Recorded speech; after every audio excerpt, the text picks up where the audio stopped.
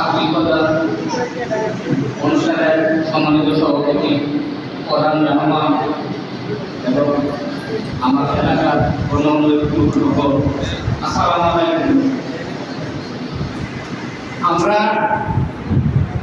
আনন্দপুর একটা আবুজিয়া মাদ্রাসা পেয়েছি, মানে অনেক বিশাল কিছু পেয়েছি।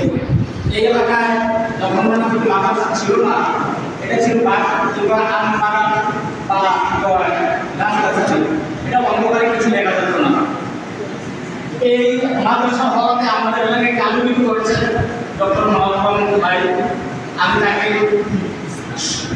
সালাম জানাই এবং আন্তরিক ধন্যবাদ জানাই, কারণ এই এলাকার মানুষ যারা মাদ্রাসায় লেখাপড়া করে আমাদের এলাকাকে এবং যারা পূর্ববাসী তাদের জন্য দোয়া এবং যারা এই অবন্ধ পরিষদের মানসিক করছে, আমি তাদেরকে আন্তরিকভাবে ধন্যবাদ জানাই।